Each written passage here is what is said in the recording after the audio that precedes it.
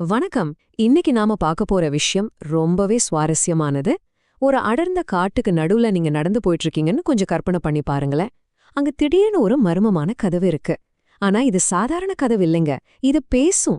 ஆமாங்க, ஒரு பேசும் கதவும் அது வைக்கிற ஒரு கடுமையான சோதனையும் தான் இன்னைக்கு நாம அலச போற முக்கிய விஷயம். வாங்க இதுக்குள்ள என்னதான் இருக்குன்னு பார்க்கலாம். இந்த பேசும் கதவு ஆரம்பத்திலே ஒரு விஷயத்த ரொம்ப ஆணித்தரமா சொல்லிடுச்சு. அதாவது, பொய் சொன்னால் கதவு திறக்காது. ரொம்ப சிம்பிளான ஆனா ரொம்ப கடுமையான ஒரு ரூல் இது.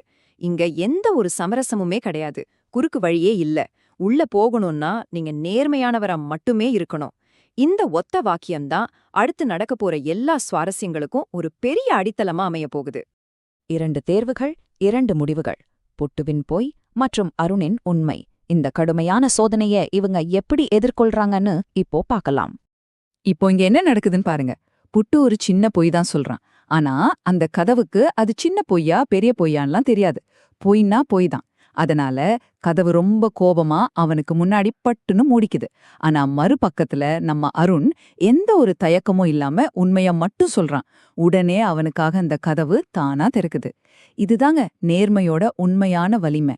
நம்ம செயல்களுக்கான விளைவு எவ்வளோ வேகமா வருது பாத்தீங்களா? குகையிலிருந்து கற்கும் பாடங்கள். இதிலிருந்து குழந்தைகள் என்ன கத்துக்கறாங்கன்னு இப்போ பார்க்கலாம். நாம இங்க முக்கியமா 2 விஷயங்களை கவனிக்கணும். முதல் விஷயம், பொய் சொல்லக்கூடாது. நாம புட்டுவோட செயல்ல பார்த்த மாதிரி ஒரு சின்ன பொய் சொன்னாலும் அதுக்கான விளைவு கண்டிப்பா இருக்கும். அது நமக்கு முன்னாடி இருக்கிற வாய்ப்பு கதவுகளை அப்படியே அடைச்சிடும். 2வது விஷயம், நேர்மை ரொம்ப ரொம்ப முக்கியம். அருண் செஞ்சதை இதைத்தான் நமக்கு சொல்லுது. நேர்மைங்கிறது வெறும் ஒரு நல்ல பழக்கம் மட்டும் இல்லைங்க, அதுதான் வெற்றிக்கான புது உலகங்களை திறக்கக்கூடிய ஒரு உண்மையான சாவி.